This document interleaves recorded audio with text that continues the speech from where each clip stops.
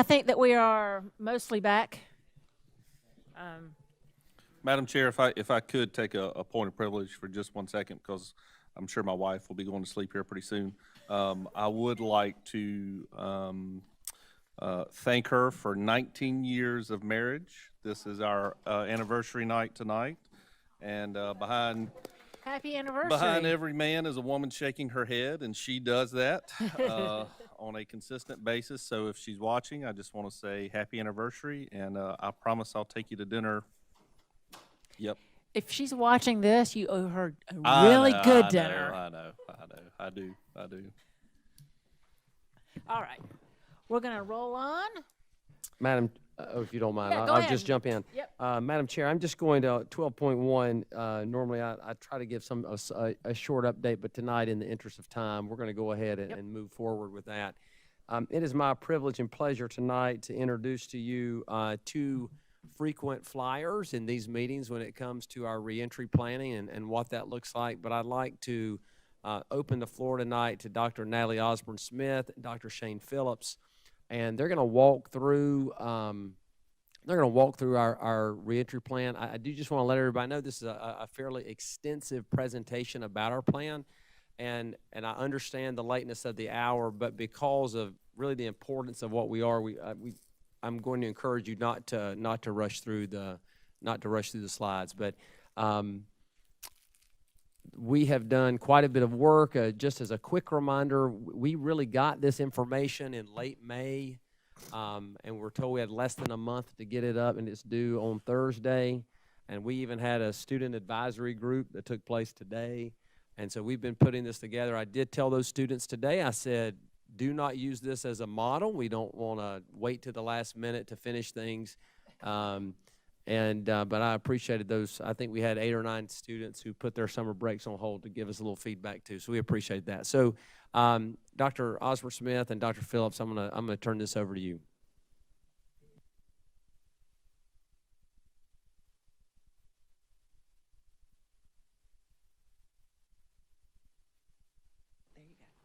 Good evening, Madam Chair and Board. We're happy to be here tonight to share a little bit about our Safe Return to In-Person Instruction and Continuity of Services Plan draft. And this evening I have with me my colleague, Dr. Shane Phillips, and we're going to go over kind of the scope of the work. We'll begin with the ACT and why we have to have the plans. We'll give you an overview of the plan. We'll give you an update on what the results were from our different feedback sessions. And then we'll talk about some shifts that we made based on that information.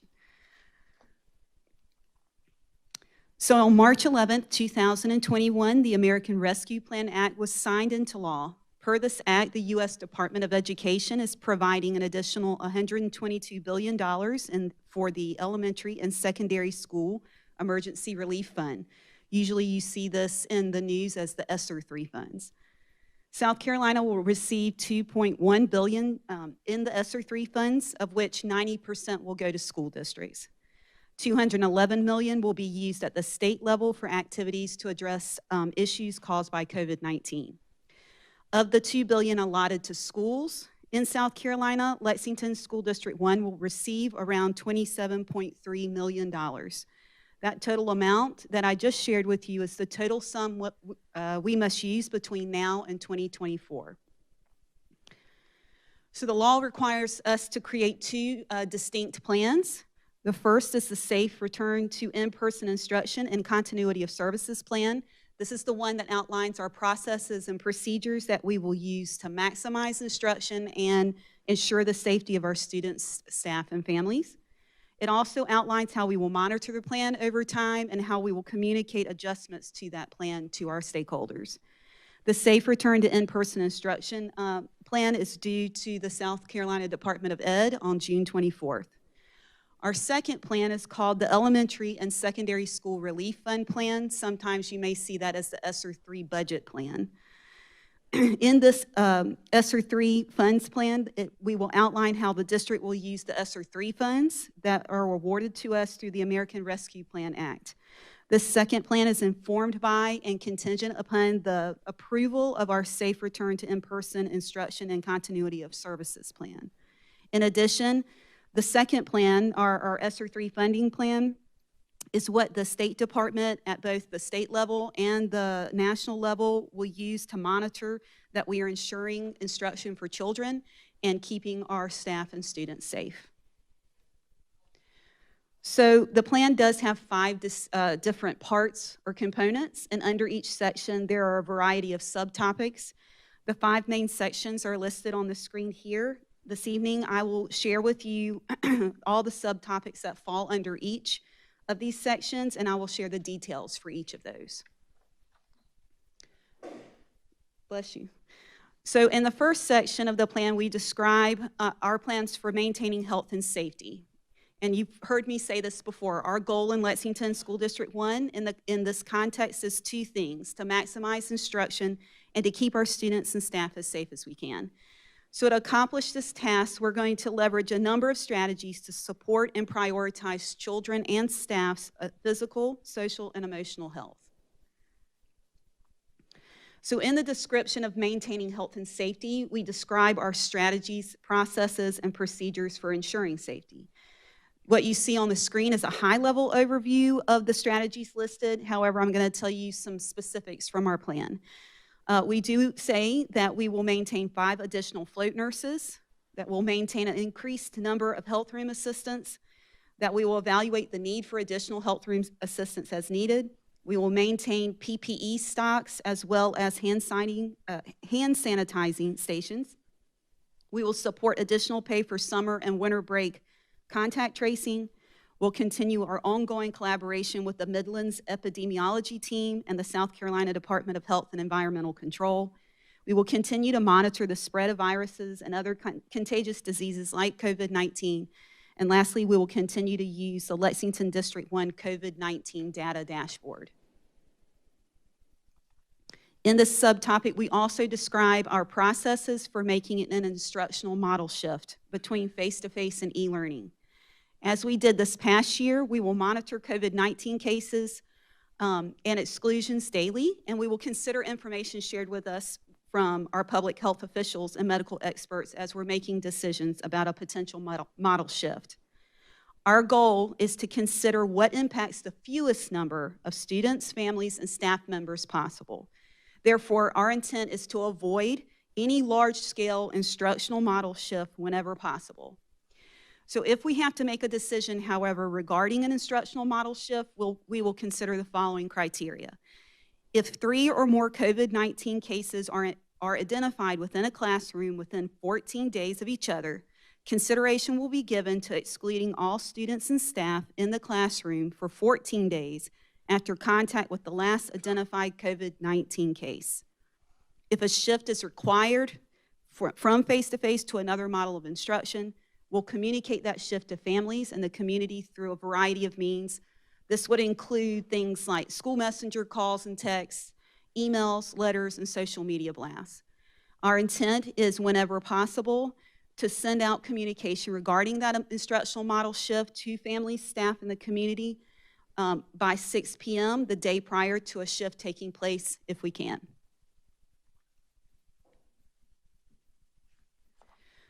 So the second section and the part of the plan that actually takes up the most room are the policies and practices regarding CDC recommendations.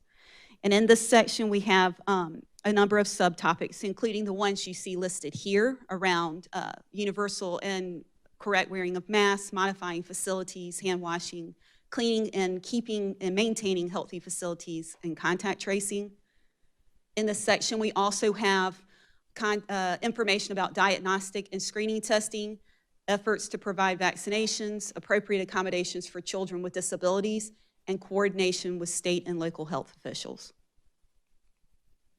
So the first subtopic in this section is around universal and correct wearing of masks.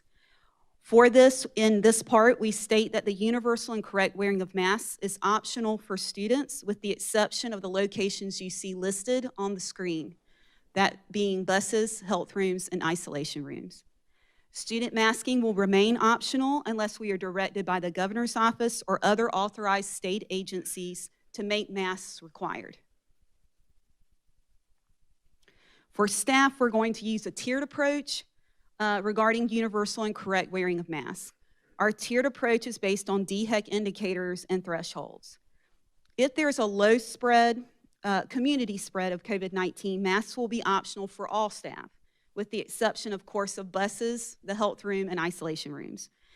If there's a moderate community spread, masks will be required for our non-vaccinated staff. To help us make the decision about moving tiers in this area, we're going to consider the following criteria. When community spread changes to moderate and remains in moderate for up to 3 weeks, 3 consecutive weeks, procedural changes around staff masking will take effect. The 3-week period gives us and schools adequate time to make and communicate shifts about masking procedures, as well as to ensure that a change is needed. When the community spread changes back to low and remains low for up to 3 consecutive weeks, procedural changes around staff masking will take effect as described in the low community spread on our plan. Oh, not yet. Sorry, guys. Got clicker happy there. If there is high community spread, masks will be required for all staff. So to help us make that decision, we will use the following criteria, or we'll consider the following criteria. When the community spread changes to high, procedural changes around staff masking will immediately take effect as described in the high community spread section of the plan. If procedural changes for staff masking are necessary, we will do like we did the instructional shift. We'll communicate those shifts to the staff through email, and we'll attempt to do so by 6 p.m. the day prior to a change happening. So the second subtopic in this area is modifying facilities to allow for physical distancing. In this section, we address the procedural shifts regarding our practices for modifying schedules and how classroom, yes. I'm going to interrupt you just a Yes, second. sir. Will you repeat, I just want to make sure, because we're going through a lot of stuff, but there's a critical point you made there about to go to moderate. Yes. Can you say to the board one more time, why are we waiting up to 3 weeks before we make a shift to moderate? So because of the way that cases are counted and averaged, we know that things can go back and forth, particularly at the range where we say it starts at 50, moderate starts at 50 cases per 100,000. So we want to see that is going up or it's staying at that level for more than 1 week, so that we're not requiring people to change and shift their practices for a potential blip for a week. So giving us multiple consecutive weeks allows us to see if a change actually needs to happen. Okay. All right, so any other questions? All right. So we are going to be using, for modifying facilities, we will be using a tiered approach for elementary level. If there is low, and that of course is based again on the DHEC indicators and thresholds. If there's a low community spread, masks will be If there is a low community spread, we will be using a typical instructional model for our children. That means that, and could be, this is going to include but not limited to lunch in the cafeteria, regular transitions in the inside and outside the building, normal dismissal and arrival procedures, as well as typical recess procedures. If community spread goes to moderate, schools will use small groups within classes or when we have larger groups as needed to support physical distancing and to ease contact tracing. Other procedural shifts we would have at the moderate level would include lunch and breakfast in the classroom. Schools will determine those structures and these processes at the local level with guidance from central services. To help us make that decision, we are moving to the moderate tier. We will consider similar criteria that I talked about before. So when the community spread changes to moderate and remains at moderate for 3 consecutive weeks, changes to classroom procedures will take effect as described in the moderate community spread section of the plan. The 3-week period gives schools adequate time to make and communicate shifts and proceed to procedures at the classroom level and to ensure the change is needed. When community spread changes back to low and remains at low for up to 3 consecutive weeks, the procedural changes around modifying facilities will take effect as described in the low community spread. So basically, it would go back to a typical instructional model for elementary school. If community spread is high, elementary schools will then use a family model for instruction and movement around the building. This could include using small groups and individual classrooms to support physical distancing and to ease contact tracing, which then again minimizes in-school transmission. Schools will also adjust recess, entry dismissal, and breakfast lunch processes to maximize physical distancing between classroom groups. This may include eating breakfast and lunch in the classrooms, varying entry and dismissal locations by grade, or scheduling individual recess times for classes. Schools and central services will collaborate as they make decisions together about the procedural changes in this tier to ensure consistency across schools. To help us make that decision to move to a higher tier, we will consider the following at the high level. When community spread is at high, changes to classroom procedures will take immediate effect as described in the high community spread.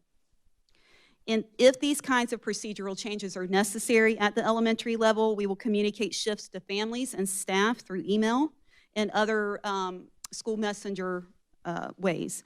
When possible, the district will attempt to send these messages to affected families and staff by 6 p.m. the day prior to a shift taking place. So since many children in middle and high school are eligible for vaccinations, we plan to use a typical instructional model and schedule during the 2021-2022 school year for these students. A typical instructional model at the secondary level could include, but is not limited to, normal movement around the building, normal entry and dismissal, breakfast and lunch procedures happening in the cafeteria. In regards to transportation, we plan to use the most current South Carolina Department of Education guidelines for transporting students on buses. So with respect to hand washing and respiratory etiquette, we focus on the two efforts you see listed on the screen. One of our most successful mitigation strategies this year, all year, has been our emphasis on hand washing and respiratory etiquette. Therefore, beginning at this next school year, we will provide a mini lesson to all students regarding proper hand washing and respiratory etiquette. To support our emphasis on hand washing and respiratory etiquette, we plan to maintain and refurbish our hand washing and hand sanitizing stations and equipment as needed. That includes stations in the cafeteria. Lastly, we will also continue to share information with the public about proper hand washing and respiratory etiquette through social media posts and other communications to our stakeholders. I just have to say, I really like the evolution of the term respiratory etiquette. That doesn't seem like it was something a year and a half ago, but it seems so appropriate. And really, why have we not always been teaching respiratory etiquette to our children? Because I think that's just it just captures so much of how we want to interact and not be gross. So, right. Thank you. Yes.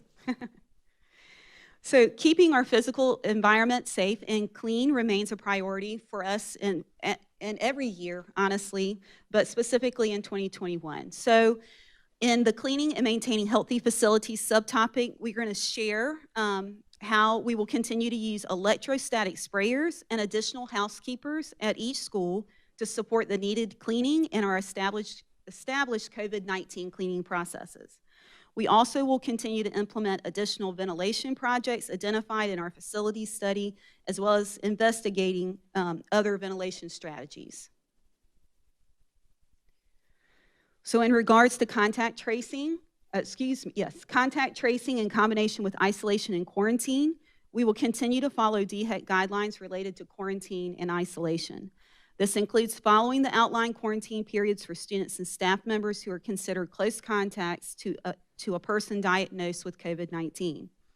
To facilitate contact tracing, we will continue to maintain seating charts on all buses and in classrooms, common spaces, and cafeterias unless individuals can sit 6 feet apart. In addition, each school will have dedicated space for symptomatic individuals that will not be used for other purposes. Students who present COVID-19 symptoms will immediately be isolated in the designated space and will wear a mask while waiting to leave the facility. We will continue to communicate with families and community members about our contact tracing and quarantine procedures. So in the diagnostic screening and testing subtopic, we discuss our plans for screening, our collaborative efforts with our public health partners. At this time, we do not currently engage in diagnostic and screening testing. However, our Nursing and Health Services Director, Amy Wood, is working with other districts and public health partners to explore the feasibility of voluntary testing for students and staff members. Such tests could help reduce the number of students and staff who are quarantined and could help identify asymptomatic cases in the event of a close family contact. Lastly, students presenting symptoms of COVID-19 infection will be evaluated by the school nurse and excluded according to the most current DHEC guidance. As stated in our universal and correct wearing of masks section, students and staff are required to wear masks while in the health room and isolation rooms.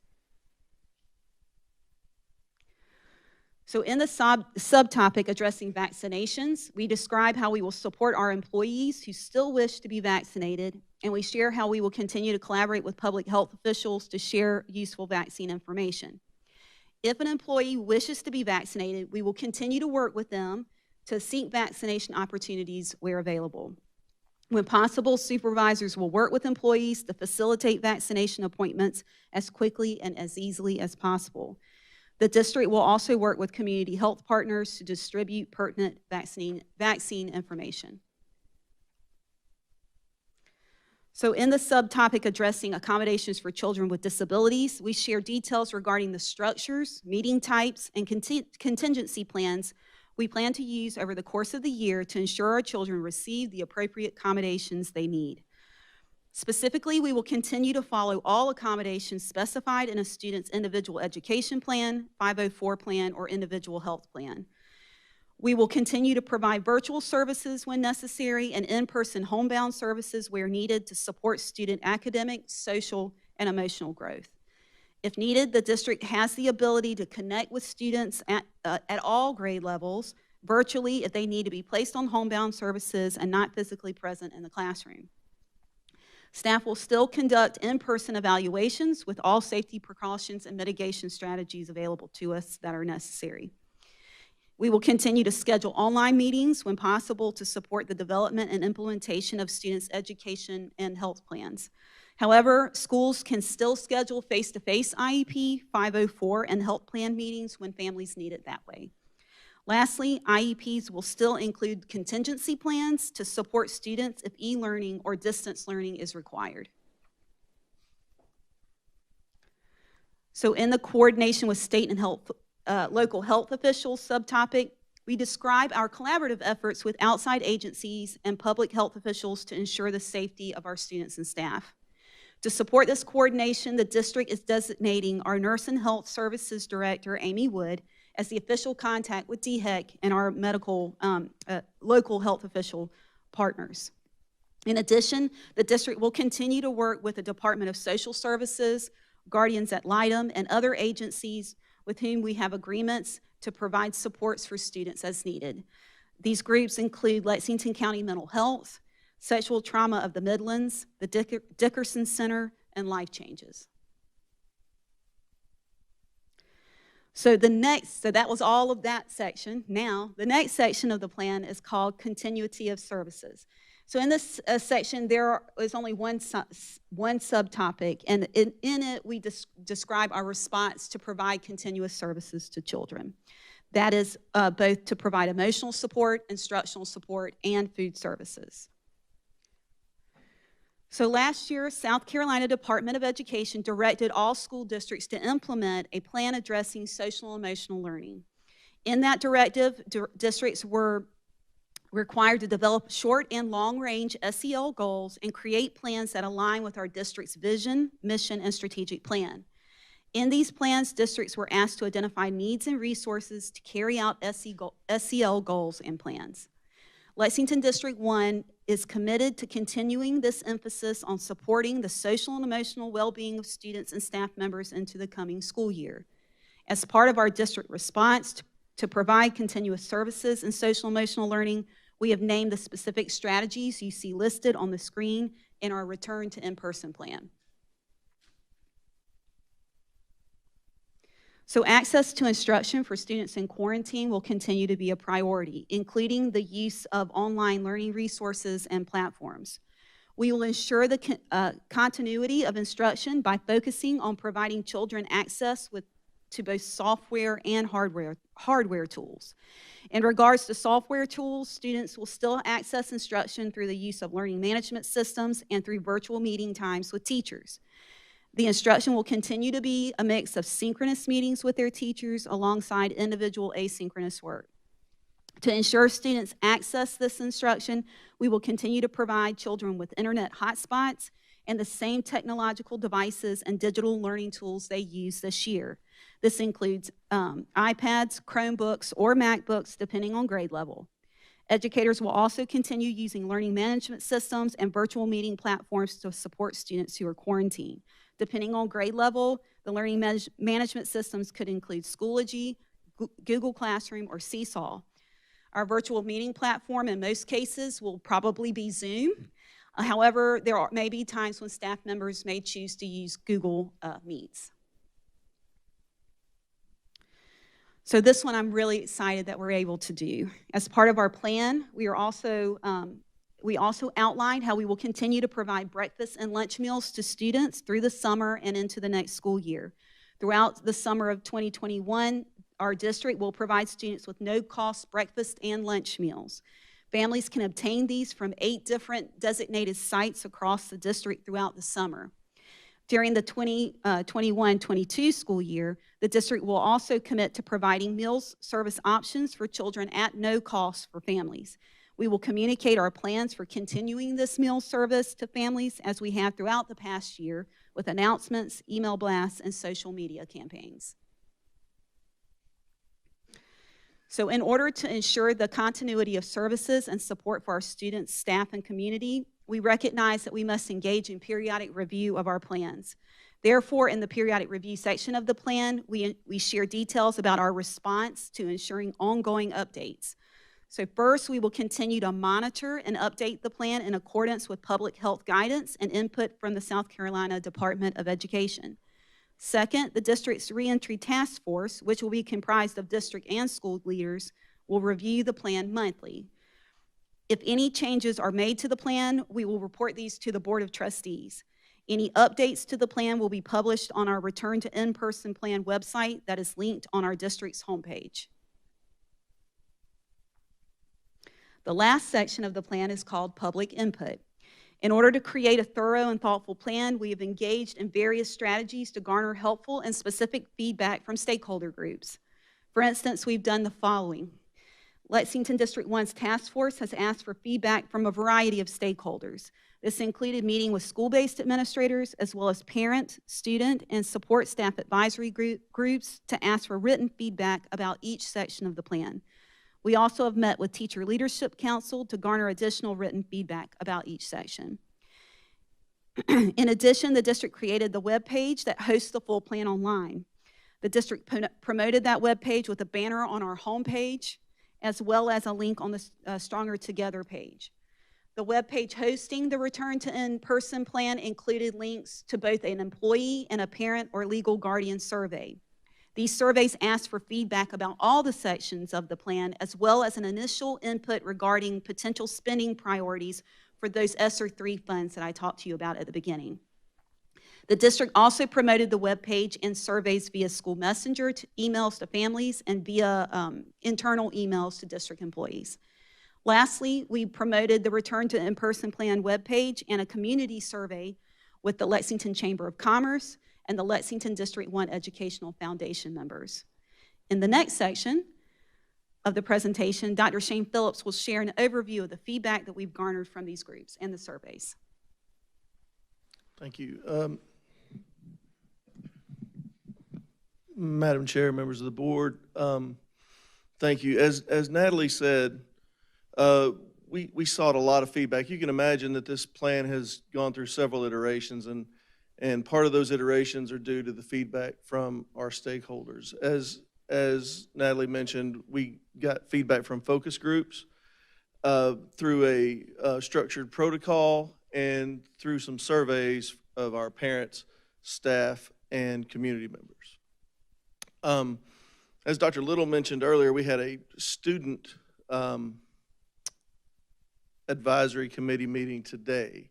So we're still gathering feedback from that, and we'll be incorporating that into the plan as well. Okay, so as I mentioned, there was a structured protocol for the advisory group feedback. They basically divided into groups and provided feedback on individual sections after reading it. We took that feedback and compiled it, combined things where it needed to be, and developed some summaries of that. From the surveys, again, those are the people we surveyed, and again, they were linked from the website and notified by email. And we did have a short timeline, so it was open for about a week. It opened on last Monday, closed on Sunday. So in those surveys, they were asked to do two things. For each of those sections that Natalie went through in detail, they were provided a link to the plan. They were asked to read through the plan, and then for each section, submit an approval rating from strongly disapprove to strongly approve. And then they were asked to provide any comment that they might have or any feedback they might have on each of those sections separately. So it's 10 o'clock, so it's time for a stack bar chart. These are the summaries of the approval side of that scale.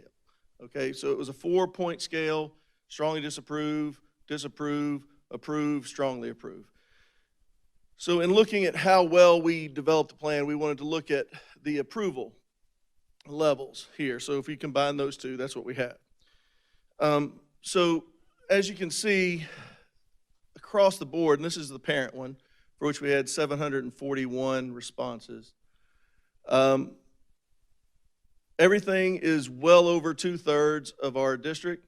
In most cases, 75% or higher. It's interesting to note that the lowest two, masking and modifying facilities, are common as the lowest in both the employee and the parent responses. Now, what's interesting about that is if you look at the approval ratings, or actually if you look at the disapproval ratings and the comments together, what's interesting is that the comments actually support the plan. So in a lot of cases. So for example, a lot of the comments for people who said strongly disapprove, for example, or disapprove, said that student masking should be optional, which, as Natalie indicated, is what our plan is. So it's kind of hard to gauge this approval on this, because if the reason they're disapproving is because student masks need to be optional, that's what the plan says. So as you can see across the rest of the board, it's very, very high approval for both parents and employees. But again, the lowest two had to do with masking of students and that modifying facilities for social distancing. So we took the feedback, the comments, the stuff from the advisory committees, and we condensed it as much as we could to make it usable. And those relevant and constructive responses were basically divided into 3 chunks, okay? Some of those things were very constructive criticisms of the plan that we could make immediate edits using. So we put some of those in that bucket. Some of that feedback was framed in the context of a question, right? I'll show you some examples here in a second. And then some of those things were hypotheticals that potentially need to be considered for future reference. And I'll again show you some of those examples as well. Here are those examples. So these are some of the examples of things that we used to make immediate edits to the plan. And those went from anywhere from grammatical corrections to clarifying language to adding links and things like that. So there was a lot. And when we all went through that and incorporated those into the plan, revised it as much as we could. Then there's the group of the frequently asked questions, right? So here are some examples of those. Will the indicators and thresholds be on the district's dashboard? Will those be indicated on there? Well, that's a question that we can answer, right? And so what we're developing is a frequently asked questions companion document that will accompany this on our website so that people who read the plan can go and look at those FAQs and get their questions answered. And then finally, the feedback for future monitoring, as I said, these are kind of hypotheticals. So there's a lot we still don't know, right? So is there a contingency plan for secondary schools in the event that vaccinations are not effective on certain variants? Well, we don't have any clue about that potential situation, but it is something that needs to be monitored, right? Is there enough staff to do the work and that they're properly compensated? As we move forward in this next year, we'll be able to determine if we have enough staff and if they're properly compensated and so forth. So these are things that we have to monitor. So we tried to incorporate as much of that constructive feedback as we could. It just got incorporated at different levels. Does that make sense?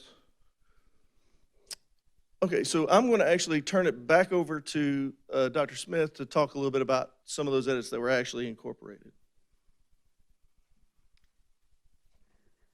Okay, so based on the feedback we received from the surveys and advisory groups, we have made a number of edits to the plan. Some of those changes are included here, but they're not limited to the lists that you see.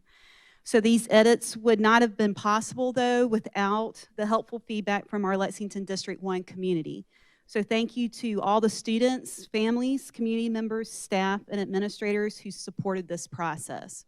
One of the big changes that I wanted to share with you that's not visible on the plan that's on the website right now, but will be updated, is the second one that has to do with adding those criteria for making procedural shifts. That language clarification came straight from the feedback that our families and that our teachers and administrators gave to us. So it was very helpful in our ability to make a plan that we are proud of. So I always like to end, and being a former middle school administrator, I'm going to try to do a little reading with you too. And so above the Chicago Bears locker room, there's a quote by NFL Hall of Famer Walter Payton, and it says, "We are stronger together than we are alone." And during this school year, our Lexington District 1 family certainly has leaned on to that sentiment. It's been our mantra, but it's truly been what we've leaned on. So it's only been the help of our students, parents, guardians, our support staff, our teachers, our school administrators, and our community partners and the board that we've been able to thrive this year, and from that experience produce a plan that we believe will maximize instruction while keeping our children and staff safe. So I wanted to take a moment before I ended tonight just to say thank you to everyone that's helped us to create a plan that we've presented. Your support and guidance, as well as your feedback, has been instrumental. So at this time, Dr. Phillips and I would be glad to answer any questions that you have. Okay. Thank you so much for spending probably, 40 minutes going over this with us. First thing is I am so excited to hear the part about the community spread stays low, that the typical model will be cafeterias for lunch and breakfast and recess by grade, not by class, and no masks and stuff. I really like that. So, but here I'm getting into my questions. Do we currently require for our teachers, like, to know what vaccinations they've had, like for other stuff? I know when I was a teacher, like, I had to do TB testing, but other than TB testing, do we?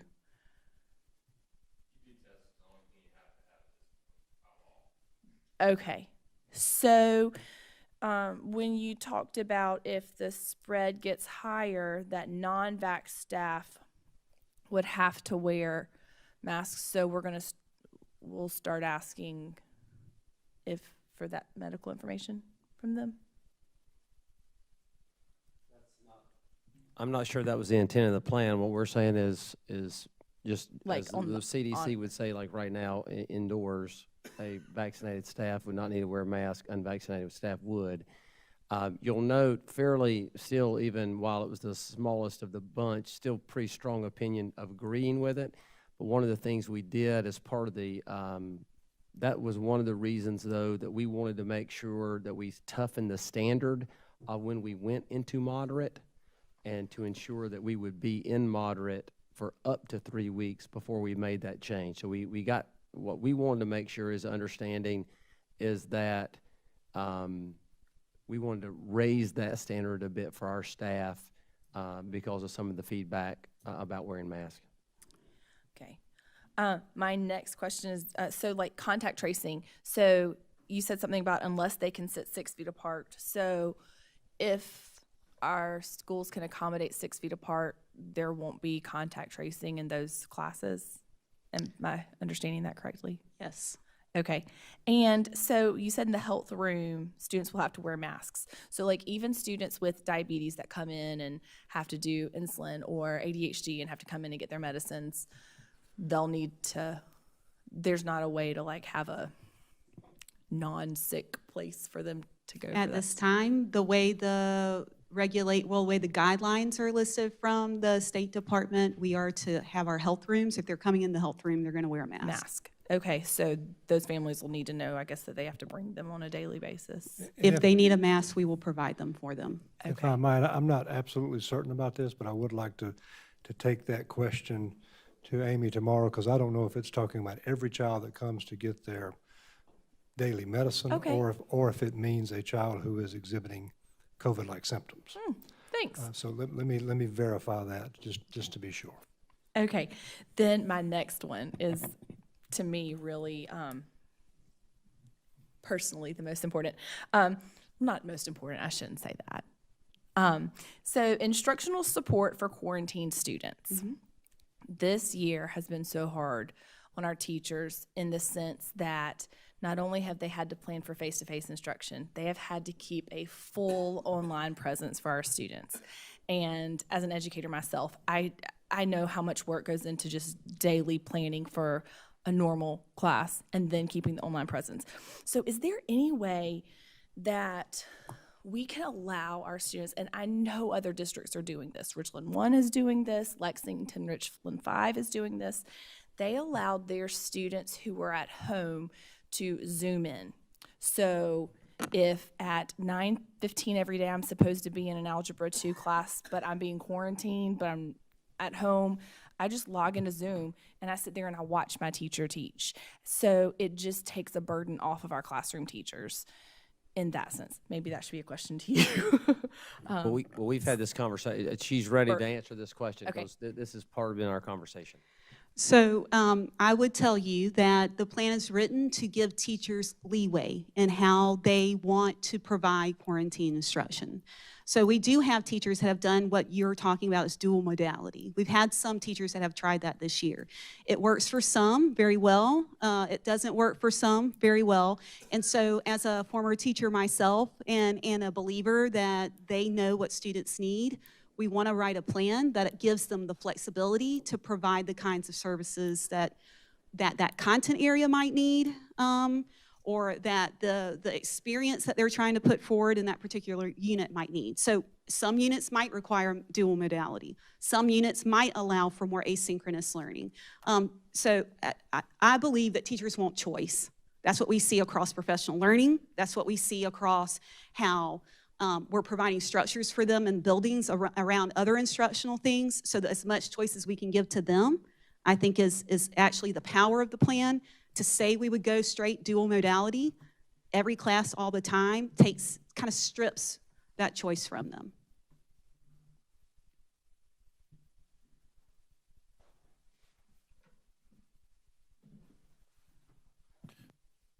Am I correct in assuming that this is a living, breathing document that is subject to change regarding whatever the winds of time may dictate? Is that an accurate reflection? This is just a point in time of where we're at right now.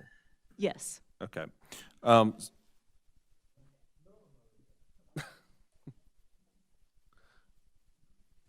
So to that end, I think one of the things that we're going to see surface are the DHEC quarantine guidelines. Obviously, we're not going to live in a world of quarantine forever and ever and ever. Amen. This is something that will at some point go away, and there's obviously speculation about when that will occur. And so as quarantine guidelines change, the plan and policy will change according to that, correct? Yes. Yeah, I think that's, again, as we encountered the situation with masking in the past, this presents a similar precarious situation for us because, there's obviously a sentiment in the community that we should never quarantine, and that, that eventually this thing has to go away, and I would agree, but I don't know if I would agree with the quarantine part, but at some point this will stop, but until that happens, we find ourselves in the same situation that with the COVID immunity bill, if we're going against the advisory of DHEC, which is our state health institution that is advising this, then we subject ourselves to further liability, or I should say subject the community to further liability. So I think we will find ourselves in a similar situation if we attempt to circumvent DHEC guidelines at this point. Now, the argument can always be made that epidemiologists should not be policymakers. I get that. But at the same time, that's the way it's being handled right now, both at the national level as well as at the state level. So I guess my thought would be, as we see this change, I think too, so will this follow. Yeah, I appreciate that comment, Dr. Guyton. One of the things that this plan really is required to be is flexible. So for example, you heard tonight the possibility of a law or a proviso that says no, there's no required masking whatsoever. Well, if that gets signed, guess what we're going to do? We're going to come back to our plan and we'll make that adjustment, and it's got to reflect that. If DHEC comes out and says, and if DHEC comes out and changes, the types of quarantines they're doing, that'll be directly impact. And it won't be one of these things that it takes 2 or 3 weeks to implement. We'll be on that on a very short order. That's why we're revisiting the plan so often. So anything major like that that needs immediate attention, we will do that. If there's something else that needs to be changed, that needs to be run through Teacher Leadership Council or some of our advisory groups, we'll do it that way. It just kind of depends. We got to be a little flexible here because it kind of depends on the situation and what we're facing. But no, this plan is designed specifically, because I'll tell you that the truth is, it's June 24th, okay? We still have essentially 2 months before school starts. My guess is that in the next 2 months, there will be a number of things that change that will impact this plan. So what you're probably seeing in this plan currently is a 1.0 plan because the next 2 months are going to come, and the next 3 months are going to come, and the next 4 months are going to come, and there'll be some changes. I guarantee that's the one thing we've learned about COVID is 2 or 3 months down the road really is an eternity in terms of what we know and what we do and those kinds of things. But yes, it is designed to be flexible and will be, and really designed too, I think, to try to minimize disruption. No. And what we're really trying to do our best on is minimize disruption. We're certainly better prepared in the fall for quarantining and some of those types of things to help, ease that burden. I think we all have a quarantine story, right? Both of mine were at some point in time. You have fewer and fewer students to be quarantined, especially in middle school and high school, who have been vaccinated. And then it's really about how we handle and manage elementary school classrooms to a certain extent too. But, my hope is we'll continue to maintain low spread as a community, and quarantining will really be a blip on our radar. And yeah, I would certainly say, I think reputationally, the Lexington One is one where we don't run rogue. Okay, if South Carolina Department of Education says there's a mask mandate for all public school property, okay. If the governor says we make mask optional, okay. If they say wear mask on school buses, okay. I mean, we comply with the powers that be because we're under the belief that they are getting better information than we are. And so reputationally, we're not ones to run rogue on anything. We're going to adjust our plan based off of the information that's presented to us at that time. So, thank you.